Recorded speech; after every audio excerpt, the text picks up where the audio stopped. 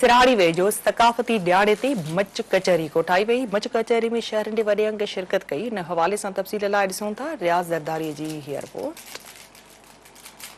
जिते सॼी सिंध सकाफ़ती रंगनि सां रंगजी वई आहे, उते तलक सकण जे ॻोठ हसन अली जमाली में अॼु सकाफ़ती ॾियारे जे सिलसिले में ॻोठ जे मोज़िज़ शख़्सियत ऐं समाजी अॻवान हसन अली जमाली पारां सिंध टीवी नेटवर्क जे मज़हबी भाईचारो असांजी सकाफ़त सिंधु दरिया असांजी मैशियत जे सॾ ते सिंधी सकाफ़त खे भेटा पेश करण लाइ मच कचहरी कोठाई वई, जंहिंमें इलाइक़े वासियुनि ऐं ख़ासि महिमाननि टोपियूं अजरक पटका पहिरे वॾे तादाद में शिरकत कई। मच कचहरी में मक़ामी फ़नकारनि क़ौमी सकाफ़ती गीत ॻाए तक़रीब खे चार चंड लॻाए छॾिया।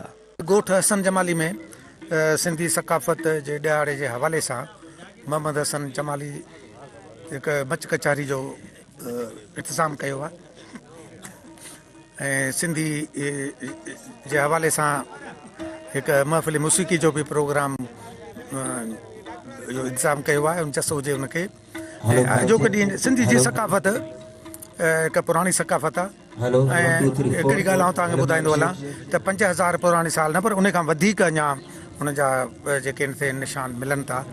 मच कचहरी खां अलावा असां अजरक सकाफ़ती डे जेको मल्हायो आहे, सकाफ़त असांजी जेका आहे 1000 साल पुराणी आहे।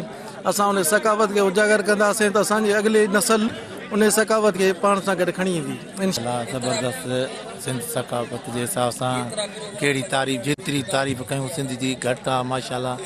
ज़बरदस्त वरी उन खां पोइ हसन माशाल्लाह अहिड़ी सकाफ़त जो असुल सकाफ़त त माशाल्लाह हिते वरी अची ॾिठी थी। माशाल्लाह ईद जे ॾियारे खां बि माशाल्लाह माना अॼु ॾियारो असांखे ॾाढी ख़ुशी थी आहे। मच कचहरी जो प्रोग्राम रखियो आहे, जेके दोस्तनि खे इनवाइट कई, सभई दोस्त ते गॾु थिया थी। मच कचहरी आहे जेको प्रोग्राम ज़बरदस्त पियो हले। जी हा, ईद वंगर असां हिन ॾियारे खे मल्हाईंदा आहियूं ऐं ज़बरदस्त सिंध जी सकाफ़त असांजी ख़ुशी जो इज़हार आहे। ये मच कचहरो जेको असांजी सकाफ़ती आहे, हीउ जेको कल्चरल प्रोग्राम आहे हिन खे असां हर साल ईद जीअं मल्हाईंदा आहियूं। हिकु बहितरीनु प्रोग्राम आहे माशाल्लाह सां, ऐं असां हिन प्रोग्राम खे ख़ूब इंजॉय कराया आहियूं। अॼु ही जेको मेलो आहे असांजे कल्चर डे जे हवाले सां आहे ऐं मूंखे तमामु घणी ख़ुशी थी रही आहे असांजे नौजवान नसल खे ॾिसी करे। कैमरामैन टीम सां गॾु रियाज़ ज़रदारी, सिंध टीवी न्यूज़।